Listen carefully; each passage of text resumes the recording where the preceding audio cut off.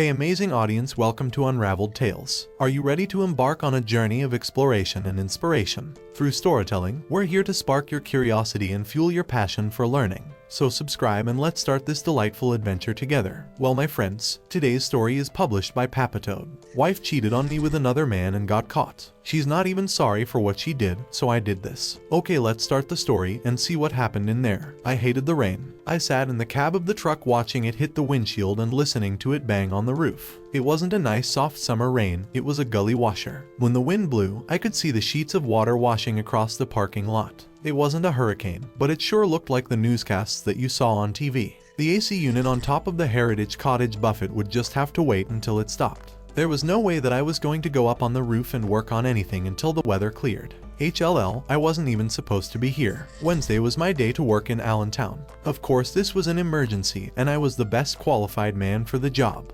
Actually, nobody else wanted to drive this far for a service contract job. The Heritage Cottage buffet is part of the York Holiday House Motel. It was one of the older types with outside entrances, but that was offset by the cheap rates. I think more people used the restaurant than the motel. Right now most of the guests were checking out. The maids were staying under the outside canopy, close to the building to avoid the rain. It was a long boring wait, that is until the beige VW convertible pulled into one of the closer parking spots. I could not make out the license plate number from across the lot, but I swear it looked just like my wife's bug. Update: Amanda and I had been married for almost 20 years. We had two daughters, Colleen who was 18 years old and starting as a full-time student at Kutztown University in 3 months, and Brenda, who just turned 16 years old and was now in full-fledged goth rebellion mode. Two perfect opposites. Although Amanda and I went to high school together, I didn't really meet her until later, when she was working as a waitress at a local diner. My time in school was not the happiest of my life. I had a terrible stutter as long as I can remember, and the teenage angst that came with it was awful. I became withdrawn and sullen. I spoke only when it was necessary and then, usually, in as few words as possible. My teachers were instructed never to call on me in class. I don't know if that made things easier for me or harder. Most of my classmates considered me to be slow. I never felt that way because I had no points of reference. I always knew when I was being taken advantage of or baited in some way. On occasions, I had resorted to physical means to stop some type of harassment, and it always seemed to work. I was halfway through a technical course in air conditioning repair when I finally got to meet Amanda. Actually, the first time that she took my order at the diner was the only time I spoke to her. I hadn't dated in school, for obvious reasons, and I had absolutely no social skills to speak of. For over a month, all I did was order my meal, eat it and leave, with a generous tip of course. Amanda was always polite and always pleasant. I felt comfortable being close to her. It took a lot of courage on my part, but I did eventually ask her out on a date, which she readily accepted. She didn't seem to mind that I let her do all of the talking. When I did say anything, I tried to keep it monosyllabic. She was well aware of my speech impediment but was careful not to purposely mention it in any manner. We dated for several months before things got serious, by that I mean sexually. It was obvious the first time that I had no experience at all, but she was very understanding and was able to get us through it without too much embarrassment. Although I never mentioned it, I got a distinct feeling that she had done it all before. I really felt that it was her business and that I had no need to know what she did before she met me. We had a small civil ceremony right after I finished tech school. I had a full-time job waiting and the pay was better than I had expected. Amanda continued to work at the diner until she got pregnant with Colleen. From there on, she was a full-time wife and mom. We weren't rich, but we were comfortable. Life was good. Just out of curiosity, I kept trying to see the tag number on the Beetle, but the heavy rain made it impossible. A silver Mercedes parked aside from the bug and an umbrella got out with a man under it. I was impressed with the way he coordinated the move. He walked to the VW and opened the driver's door. I felt a knot in my stomach as I watched Amanda get out of her car and join arms with the man. They half ran and half walked to the motel canopy. They were laughing as he closed the umbrella and got out a room key from his coat pocket. I sat in the parking lot for over 2 hours. The rain had stopped, but I didn't care. I got out of the truck just long enough to go over to the Mercedes and remove the vehicle registration from the glove box. They finally came out of the room and were still laughing as they walked back to their cars. Before Amanda got into the VW, she gave her gentleman friend a quick kiss on the cheek, the kind that a wife gives her husband, not her lover. She never noticed my truck sitting across the lot. She seemed to be oblivious to everything except her companion. I was crying as I watched both of them leave the lot. I never fixed the air conditioner at the Heritage Cottage buffet. It took less than an hour to get back to the shop. The boss was upset that I hadn't completed the job, but that changed to utter disappointment when I informed him that I was quitting. He didn't argue with me or ask for an explanation. When I got to the bank, I cashed my severance check and withdrew all but $6,000 out of the various bank accounts. The savings account was supposed to go for the new house, and the money market account held the girls' college fund money. Now they were both empty. While I was driving to Kutztown, I realized that Brenda was never going to go to college. The only thing lower than her grades was her attitude. I couldn't figure out what I had done to turn her against me, and I was afraid to ask. Actually, she was just as surely with her mother as she was with me. Colleen and Brenda were both raised exactly alike but turned out totally different. I felt a small pang of guilt, which quickly passed as I paid Colleen's college tuition ahead for the full 4 years. It was close enough to home that I did not have to worry about dorm fees and a meal plan. Update 1. Amanda was home when I arrived. I took my wet boots off at the front door as I always do.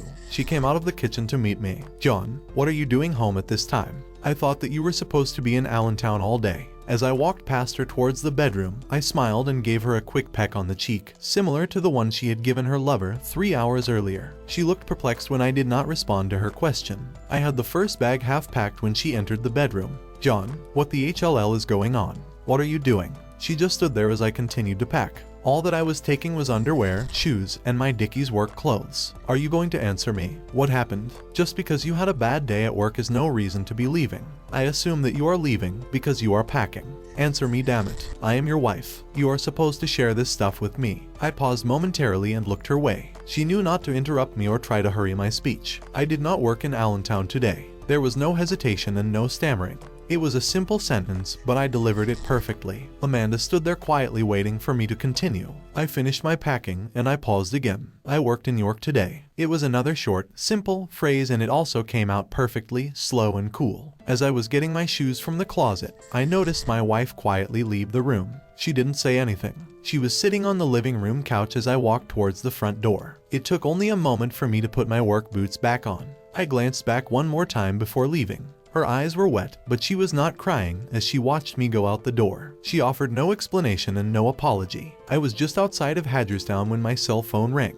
Under the circumstances, I guess I would have had an easier time communicating if I had learned to text, but just using the cell phone was an achievement for me. It was Colleen. "Hi Dad. Where are you?" "Hagerstown. Mom told us that you left and I just wanted to make sure that you were all right." "I'm fine." "Dad, is there anything that you want me to do? Is there any way that I can help?" No. It is difficult to have a lot of dialogue with someone when the words don't come smoothly. There were a million things that I wanted to say to my daughter but didn't feel up to it. Mom told Brenda and me what happened. She wasn't very specific, but we both knew for a while now. "I am not pleased that it happened, but I am glad that you finally found out. You and Brenda knew about it for about 3 years now. I feel foolish." "Don't, Dad. Don't do that to yourself. You are a good father and a good husband. Don't you ever think otherwise." I didn't answer her. I didn't know what to say and I didn't want to talk anymore. It was too much to take in at one time. My stomach was churning, but I wasn't hungry. Dad, are you there? Are you okay?" "I'll be fine. By the way, I paid your tuition at school for you. You are all set to go." "I don't care about that. I care about you."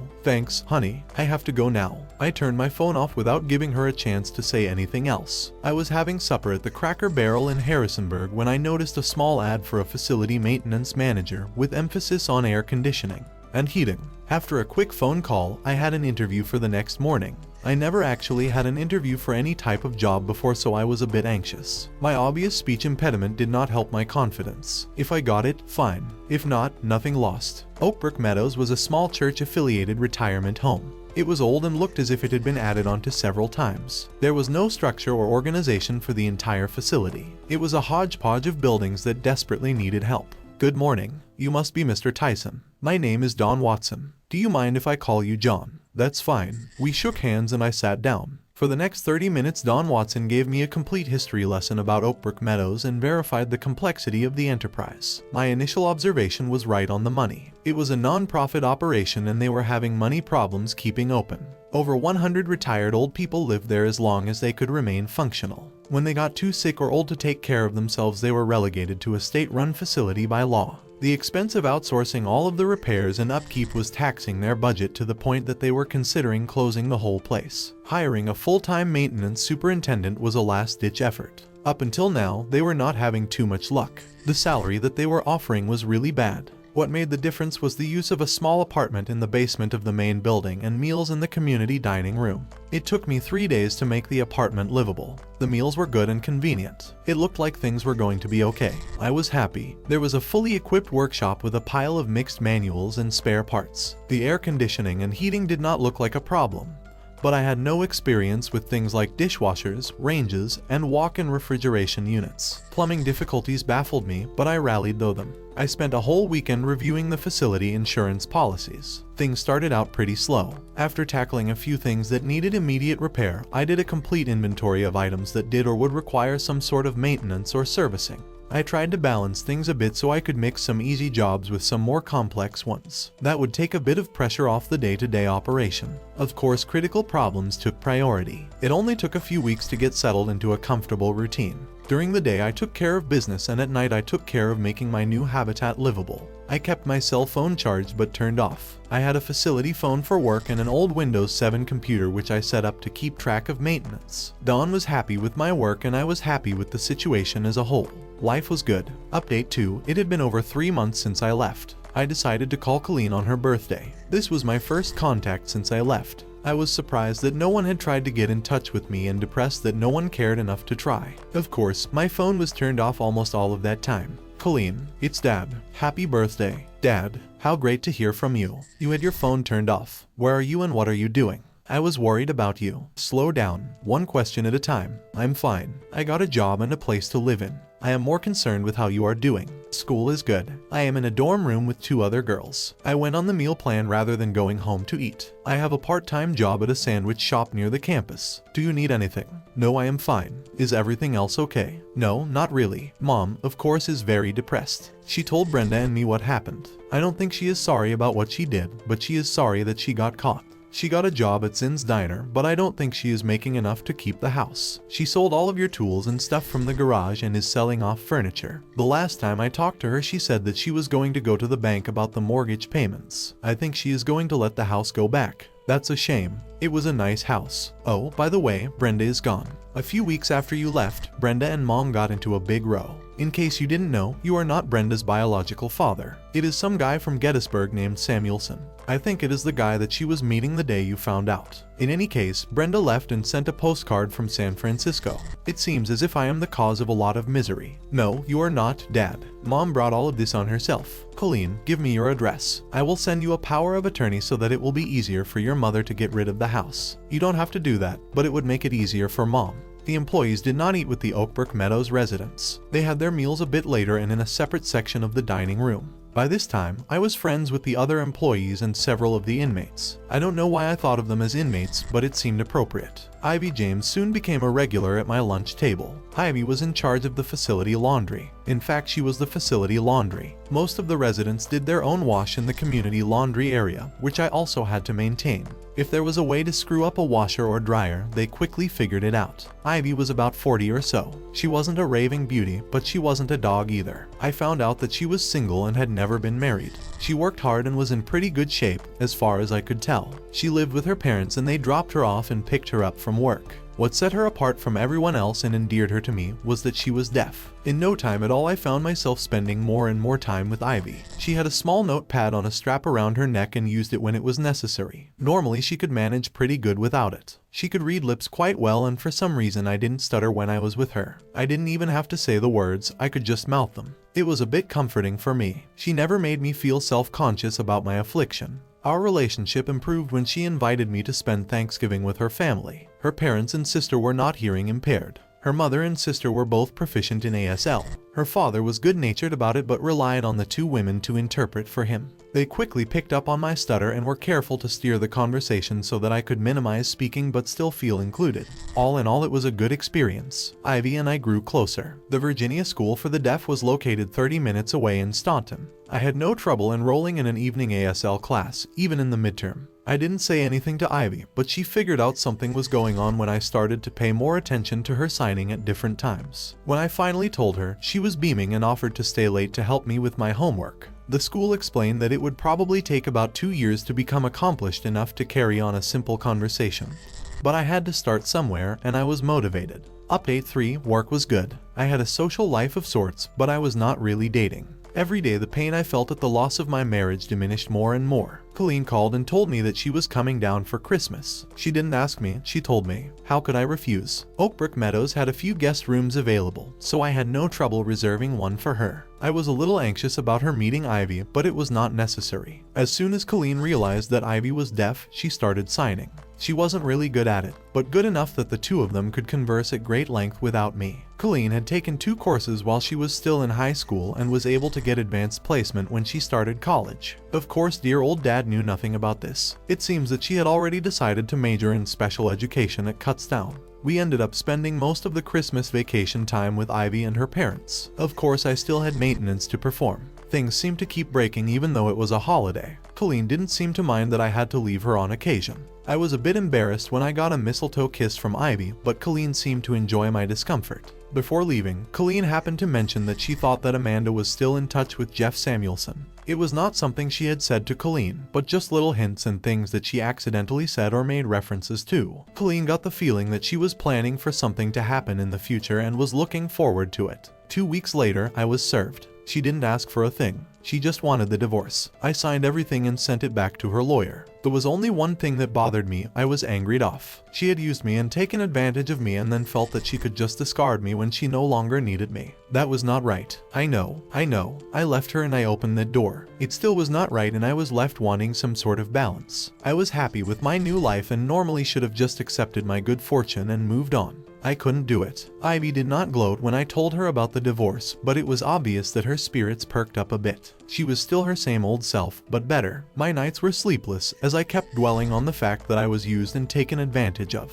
My pride was destroyed. She screwed around and I was the one that was hurt. I know it is the normal way that things go, but I still didn't like it. I needed closure. It was Monday at 6 a.m. I was having coffee at the Ugly Mug Cafe in Gettysburg, waiting for Jeff Samuelson to go to work. He left home at 7 a.m. just as I arrived. I had updressed a bit for my meeting with Mrs. Samuelson because I didn't want to make her feel uncomfortable. I had no idea what I was going to say to her as I rang the bell. Although it was early, she was already dressed. I was afraid she would be in pajamas or a robe. Yes, can I help you? Mrs. Samuelson, my name is John Tyson. I was hoping that I could get a minute of your time. Are you selling something, Mr. Tyson? I don't think we would be interested. No, madam. It's a personal matter concerning your husband and my wife. She stood silent in deep thought. I couldn't tell if she was going to ask me to leave or ask me in.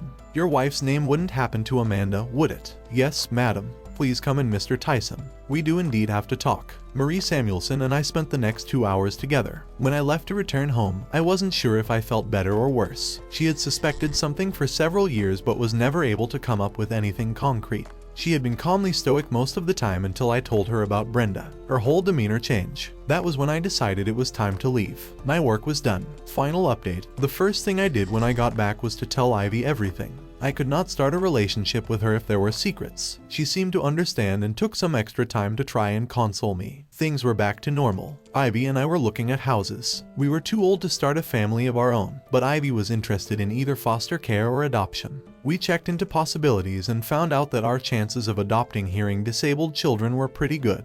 The people in Staunton would be more than happy to help us. Dad, it's Colleen. I wasn't expecting a call from my daughter in the middle of the night. Hi, is everything okay? Not really, but nothing for you to get excited about. I am at the Baptist Hospital in York. Mom has been shot. She is okay, but I felt that I should call you. Okay, now you got my attention. What the HLL happened? What I can piece together is that Mom and Mr. Samuelson were having supper at the Cracker Barrel when Mrs. Samuelson came in and emptied a .22 revolver at them. All of the shots missed except one that just nicked Mom in the right arm. It wasn't serious but did require medical attention. They are going to release her in a couple of hours. I am going to stick around and then drive her back home. What happened to the boyfriend? He didn't get a scratch, but he did suddenly disappear before the cops even got there. He just left Mom stranded. Mrs. Samuelson sat in a chair and quietly waited for the police to arrive. I guess there is no reason for me to come up there. No, I'll have her home by the time you arrived. I'll call you later. Oh, I forgot. Mom is really angry that her boyfriend ran out on her. I have never seen her that mad.